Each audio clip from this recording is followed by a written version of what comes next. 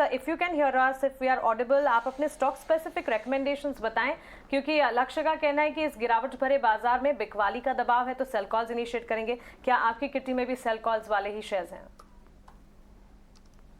बिल्कुल, तो मानसी मुझे लगता है कि यहाँ से भी मार्केट में अगर गिरावट अगर आती है तो ये गिरावट 17,000 तक जा सकती है।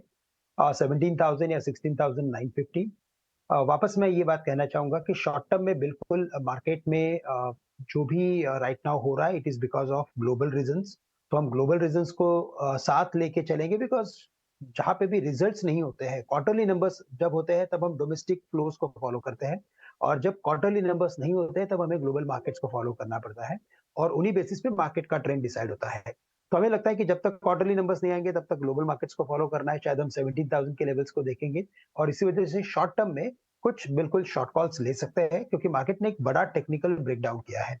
अगर इस पर्टिकुलर ब्रेकडाउन को देखें तो इस ब्रेकडाउन के बेसिस पे करंट लेवल से अगर शॉर्ट करना है तो मैं सबसे पहले शॉर्ट करूंगा भारत फोर्ज को, जहाँ पे हमने कई बार अच्छी खासी सेलिंग देखी थी। कई बार ये स्टॉक ने 800, सवा 800, 850 के लेवल्स की तरफ जाने की कोशिश की, लेकिन हमेशा वहां पे सेलिंग बनी और ये स्टॉक नीचे गिरा है।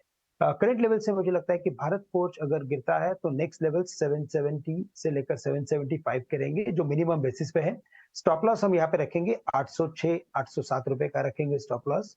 साथ ही साथ मुझे लगता है कि टेक्नोलॉजी स्टॉक्स में और भी गिरावट बनेगी, और इन्फोसिस, टीसीएस में भी मुझे लगता है कि वीकनेस बनेगी, लेकिन एक स्पेसिफिकली हमें लगता है कि एम्फोसिस बीएफएल, जो करंट लेवल्स कुछ 1980 या 1975 के करीब ये ट्रेड कर रहा है, अगर इसे शॉर्ट करके चलते हैं तो हमें लगता है कि ये स्टॉक 1900 के करीब जा सकता है, 1900 के करीब। स्टॉप लॉस हम यहाँ पे रखेंगे एट 2020, 2010। भारत फोर्ज हुआ, एम्फेसिस हुआ, इसे आप इस वक्त शॉर्ट करने की अपॉर्चुनिटी देख रहे हैं। लेकिन एक बात जो कनेक्शन निकल कर आ रही है एटलीस्ट श्रीकांत की बात से, वो 17,000 के लेवल को बार बार बात कर रहे हैं कि शायद वहां सपोर्ट हो और वो प्रोटेक्ट हो जाए। देखना होगा, लेट्स सी। स्टॉक्स बताएं, क्या कौन से शेयर्स हैं आपके रेडार पर इस वक्त? हो चुके थे और कुछ स्टॉक्स इनवैलिड है, मतलब लेवल्स जो है उनके, बट अभी राइट नाउ मुझे एसबीआई शॉर्ट दिखता है यहाँ पे, और एसबीआई मुझे लगता है 527 से लेके 22 की तरफ जा सकता है। उसके अलावा टाटा मोटर्स भी यहाँ से 416, 417 की तरफ जा सकता है।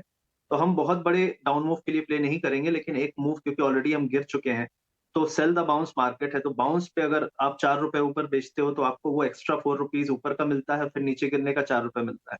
तो मेरा मानना ये है कि यहाँ पे बहुत एग्रेसिव शॉर्ट नहीं करेंगे, लेकिन चीजें वीक हैं, और अगर आप कोई भी चीज शॉर्ट करते हो तो यहाँ से आप एवरेज किसी भी बाउंस पे करने के लिए रेडी रहो, क्योंकि पहला बाउंस कल आता भी है तो इट विल गेट सोल्ड। और मार्केट में फिलहाल टाटा मोटर्स, एसबीआई, हिंडाल्को मेरा एक पिक था, क्योंकि डॉलर गिर रहा है तो मुझे लगा यहाँ पे थोड़ा बाउंस आना चाहिए, लेकिन वो भी वीक है।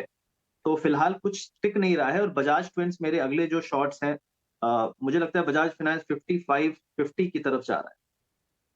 तो एक वो बड़ा वीक कैंडिडेट हो सकता है, क्योंकि आज उसमें ज्यादा फॉल नहीं आया है। मुझे लगता है उस पर नजर जब पड़ेगी बियर्स की तो उसको भी अच्छी तरीके से सेल किया जाएगा। तो that is one stock which I am watching. उसके अलावा एचडीएफसी अगर आप देखेंगे तो उसमें कम से कम 30 से 40 रुपीज का फॉल आ सकता है। 2570 पे है, मुझे लगता है 2550 की तरफ जा सकता है। 50 और 30 के लेवल्स आ सकते हैं। तो एक ये स्टॉक काफी तेजी के साथ नीचे जा रहा है। और ओवरऑल अगर आप देखेंगे तो यूएस फ्यूचर ने भी गिव अप कर दिया है। मेरा ओवरऑल मानना यह है कि अगर फेड को, प्रेसिडेंट को, ट्रेजरी सेक्रेटरी को, सबको आना पड़ रहा है, तो सबसे पहला रिएक्शन तो मार्केट का ये है कि क्या इतना बड़ा इशू है, और अगर इतना बड़ा इशू है तो वो इशू सिर्फ एक बैंक में कैसे हो सकता है, क्योंकि यूएस में स्टार्टअप फंडिंग बहुत ही कॉमन है। तो जितने भी बैंक उस तरीके के हैं उनमें सेलिंग आएगी, उसके बाद जो फिर रिलेटेड बड़े बैंक्स हैं उनमें सेलिंग आएगी। तो ये माहौल थोड़ा भी खराब रहने वाला ठीक है, माहौल खराब है, और है वो फाइनेंशियल दिख रहा से है। लोग भागेंगे। जी, माहौल खराब है वो दिख रहा है बिल्कुल लक्ष्य। और यहाँ पर आप नीचे के लेवल्स, आपने कुछ स्टॉक्स डिस्कस किए।